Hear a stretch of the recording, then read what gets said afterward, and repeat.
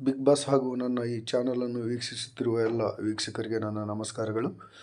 ಈಗ ನಾನು ಇವತ್ತಿನ ಈ ವಿಡಿಯೋದಲ್ಲಿ ಏನು ಹೇಳೋಕ್ಕೆ ಹೋಗ್ತಾ ಇದ್ದೇನೆ ಅಂದರೆ, ಹನುಮಂತನಿಗೆ ಸ್ವಲ್ಪ ಸಮಾಧಾನ ಹೇಳೋಣ ಅಂತೇಳಿ ನಿಮ್ಮ ಮುಖಾಂತರ ಇಡೀ ಕರ್ನಾಟಕದ ಜನತೆ ಮುಖಾಂತರ ಒಂದು ಸಮಾಧಾನದ ಸಂದೇಶ ಕಳಿಸ್ಬೇಕಾಗಿದೆ.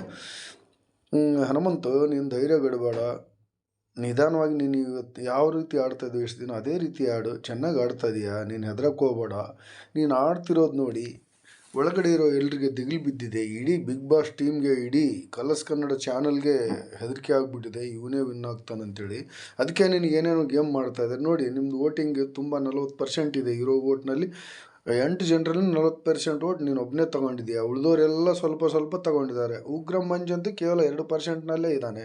ಇವತ್ತಂತೂ ಈ ವಾರ ಮನೆಯಿಂದ ಹೊರಗೆ ಹೋಗೋದು ಗ್ಯಾರಂಟಿ ಉಗ್ರಂ ಮಂಜು. ನೀನು ಹೆದರಬೇಡ.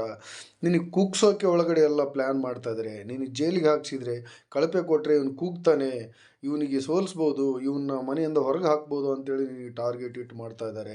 ನೀನು ಯಾವುದೇ ಟಾರ್ಗೆಟ್ಗೆ ಬಲೆ ಆಗಬೇಡ. ನೀನು ಧೈರ್ಯವಾಗಿರು. ನೀನು ಜಾಣ್ಮೆ ಉಳ್ಳ ಮನುಷ್ಯ, ಮುಗ್ಧ ಮನುಷ್ಯ.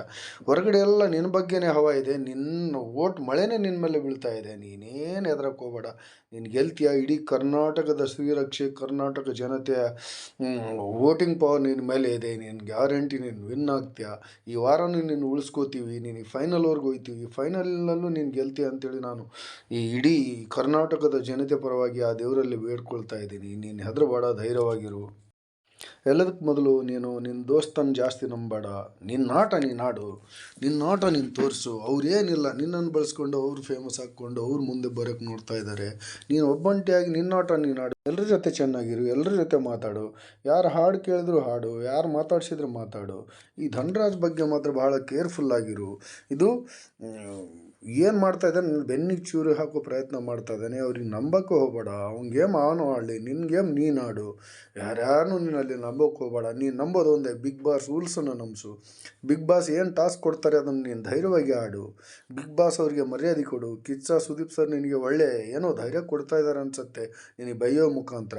ಗಾಂಚಾಲಿ ಪದ ಬಳಸಿದ್ರು. ನೀನು ಬೇರೆಯವ್ರ ಗಾಂಚಾಲಿಯನ್ನು ನಿನ್ನ ಮೇಲೆ ಹಾಕಿದ್ದಾರೆ ಅನ್ನೋ ಅಂತ ಈ ಕರ್ನಾಟಕದ ಜನತೆ ಅನಿಸ್ಕೊಳ್ತಾ ಇದೆ. ಆದ್ದರಿಂದ ಕಿಚ್ಚ ಸುದೀಪ್ ಅವ್ರಿಗೂ ಇರಬೇಕು ನೀನು ಗೆಲ್ಲಬೇಕಂತೇಳಿ. ಆದರೆ ನಿಮ್ಮಲ್ಲಿ ಇರೋ ಒಳಗಡೆ ಇರೋ 9 ತೋಳಗಳಿಗೆ, ನವಗ್ರಹಗಳಿಗೆ ನೀನು ಕಂಟಕವಾಗ್ತಿದೆ ಅಂತೇಳಿ ನಿನ್ನ ಮೇಲೆ ಗೂಬೆ ಕೂರಿಸ್ತಾ ಇದ್ದಾರೆ. ಎಲ್ಲರೂ ನಿನಗೆ ಕಳಪೆ ಕೊಟ್ಟು ಜೈಲಿಗೆ ಕಳಿಸಿದ್ದಾರೆ. ನೀನೇನು ಹೆದರಬೇಡ. ನೀನು ಧೈರ್ಯವಾಗಿರು. ಇವರೆಲ್ಲರನ್ನು ಹಿಮ್ಮೆಟ್ಟಿಸು. ನೀನು ಈ ಏನು ಒಳಗಡೆ ಇದ್ದಾರೆ ನೋಡ್ರಿ, ಉಗ್ರಂ ಮಂಜು, ತ್ರಿವಿಕ್ರಮು, ಈ ಭವ್ಯ, ಈ ಗೌತಮಿ, ಈ ಚೈತ್ರ, ಇವ್ರ್ಯಾರಿಗೂ ನೀನು ಹೆದರಕ್ಕೆ ಹೋಗಬೇಡ. ನಿನ್ನ ಗೇಮ್ ನೀನು ಆಡು. ನಿನ್ನ ಧೈರ್ಯ, ನಿನ್ನ ಆತ್ಮ ಧೈರ್ಯ ನಿನ್ನ ಕಾಪಾಡುತ್ತೆ. ಕರ್ನಾಟಕದ ಜನರ ಶ್ರೀರಕ್ಷೆ ನಿನ್ನ ಮೇಲೆ ಇದೆ. ನೀನು ಯಾವುದಕ್ಕೂ ಹೆದರೋಬೇಡ. ಇಲ್ಲಿ ನೋಡಿ, ಇವ್ರು ತ್ರಿವಿಕ್ರಮು, ಏನು ರಜತ್, ಇವರೇನೋ ದೊಡ್ಡ ಪೈಲ್ವಾನ್ರು ಮಾಡ್ದಂಗೆ ಮಾಡ್ತಾರೆ. ನೀನು ಅವ್ರ ಬಲ ತೋರಿಸಲಿ, ನೀನು ಯುಕ್ತಿ ತೋರಿಸು, ನೀನು ಧೈರ್ಯ ತೋರಿಸು, ನೀನು ವಿನ್ ಆಗೇ ಆಗ್ತೀಯ.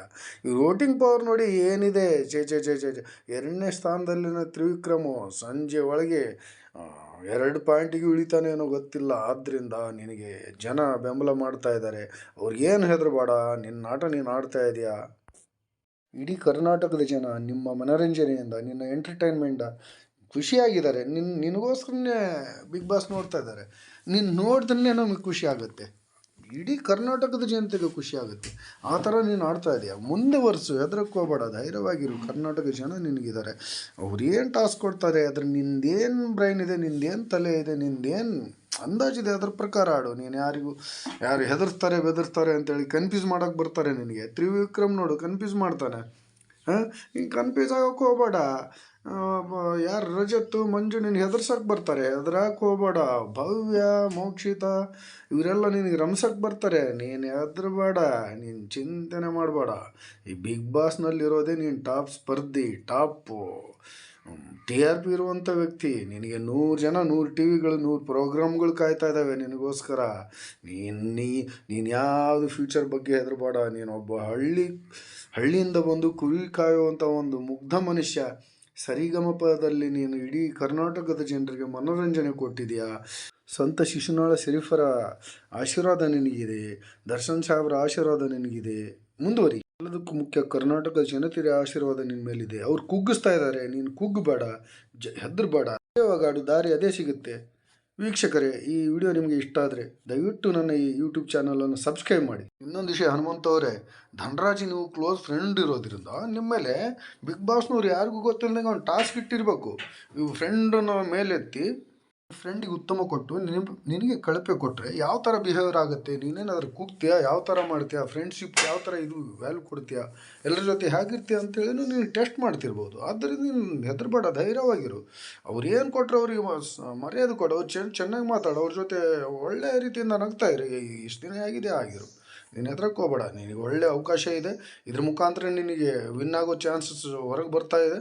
ಬಿಗ್ ಬಾಸ್ ಇನ್ನೊಬ್ಬ ಕ್ಯಾಂಡಿಡೇಟ್ ನೀನೇ ಅಂತೇಳಿ ಒಳಗಿರೋ 9 ತೋಳುಗಳು ಹೇಳ್ತಾವೆ. ಇದ್ರ ಮುಖಾಂತರ ನೀನು ಹೆದರಬೇಡ, ಧೈರ್ಯವಾಗಿ. ವಿಡಿಯೋ ಹೇಗಿದೆ ವೀಕ್ಷಕರೇ, ದಯವಿಟ್ಟು ನನ್ನ ಚಾನಲ್ ಸಬ್ಸ್ಕ್ರೈಬ್ ಮಾಡಿ ಪ್ಲೀಸ್.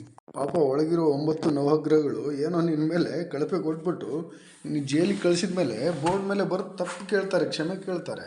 ಮತ್ತೆ ನೀನು ಜೈಲ್ ಹತ್ರ ಬಂದು ನಿನಗೆ ಕ್ಷಮೆ ಕೇಳ್ತಾರೆ, ತಪ್ಪಾಯ್ತಪ್ಪ ಏನೋ ಹೇಳ್ಬಿಟ್ಟಿವಪ್ಪ ಅಂತೇಳಿ. ಅದಕ್ಕೆ ನೀನೇ ಗೆದ್ದಿದೆಯಾ ಇದರಲ್ಲಿ. ಅವ್ರು ಈಗಲೇ ಸೋತ್ಬಿಟ್ಟಿದ್ದಾರೆ.